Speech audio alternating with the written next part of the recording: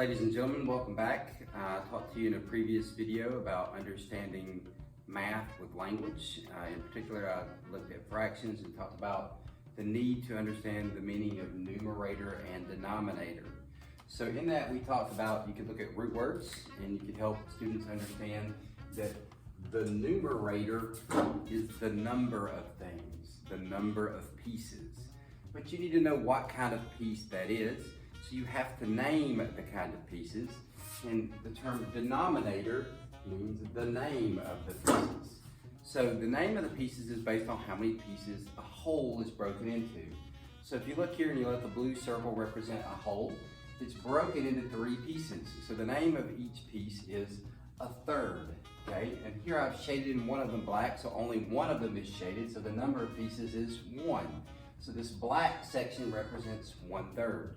And we talked about last time how that intuitively leads into addition, so that you know that you add the number of pieces, but the name of the pieces stays the same. And you can do that as long as you have a common denominator. 1/3 plus 1/3 is 2/3. You add the numbers, but the name stays the same. Well, what I want to talk about today is I want to talk a little bit about multiplying. So we didn't really look at how to explain multiplying fractions and how this is related. But before I get into multiplying fractions and how to understand what it means from the words itself, I want to look at the word fraction.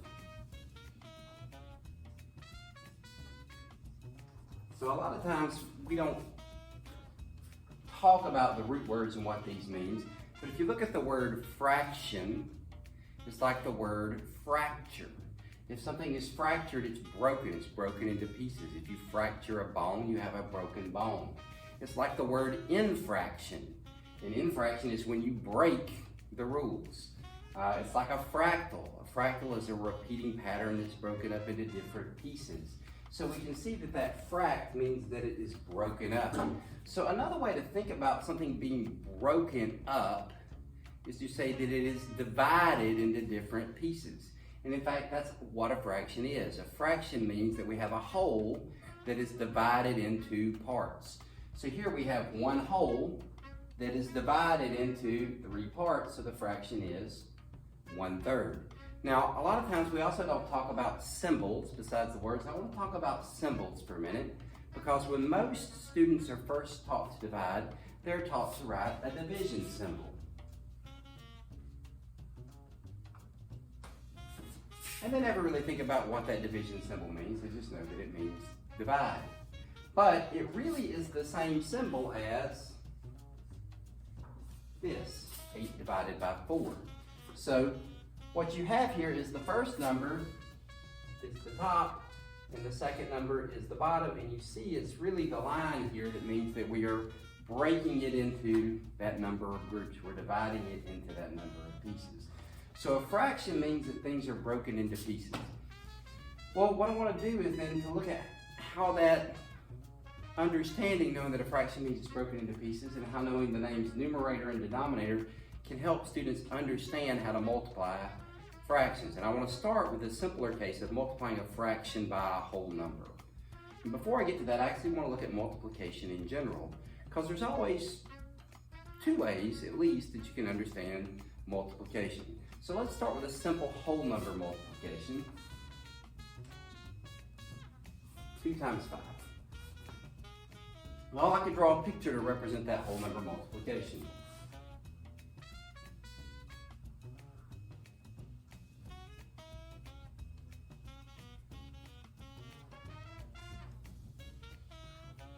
So if you look, I have 2 5 times. In fact, that's why we call it times. 1, 2, 3, 4, 5. 5 groups of 2. So you can understand 2 times 5 is 2 5 times. Of course, you can also understand it as 5 2 times. So instead of saying I have 2 5 times, you could say that I have 1, 2, 3, 4, 5 2 times. And it turns out that that's going to be the same when we're multiplying a whole number by a fraction. You can understand that whole number times the fraction, or that fraction times the whole number, and it's going to be the same. Now, one of them is going to be easier to explain to the students. It may be easier to understand why it works, but I actually want to explain that both ways. So what I want to look at real quick is I want to look at a multiplication of a whole number times a fraction, okay? And I'm going to start by writing the fraction first.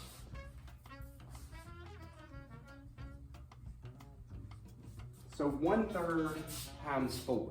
So one way to understand that is that we have 1/3 4 times. So if we look here, we've already represented a whole and we've divided it into 3 pieces, so each piece is a third. So if we have 1/3 4 times, we have this size piece 4 times, okay? What does that have to do with numerator and denominator? Well, when we multiply a fraction, we're multiplying the number. We're multiplying the numerator. So in this case, when we're multiplying by a whole number, we're not changing the name of the pieces. We're not changing the size of the pieces, okay? We have, the pieces that we have are thirds. To begin with, we have one of them, but when we have that 1/3 4 times, we end up with 4/3. You're just multiplying the numbers. You're multiplying the numerators in this case, okay? We'll see it's a little bit different when you have a fraction times a fraction, but right now we can understand that the name, these pieces are still thirds. We just have 4 of them. We have 1/3 4 times. So there's 1/3 one time, 1/3 2 times, 1/3 3 times, and then we have another third. So altogether we have 4/3, which we can understand is 4 times the number. 4 times 1, that's 4. 4 times the numerator, and the name are still thirds. But we can also clearly see the way we put them together here, that 4/3 makes 1 whole and 1/3. So you can also start to see how to simplify the fraction, okay? To move from an improper fraction to a proper fraction. So one way to understand this is we have 1/3 multiple times, 4 times. But we can also understand this a different way. And so instead of looking at 1/3 times 4, we can look at 4 times 1/3. So I'm going to draw a different picture to represent the same multiplication. So up here we started with 1/3 and we put the 1/3 4 times and we ended up with 4/3. This time I'm going to start with 4. So we have 4 things.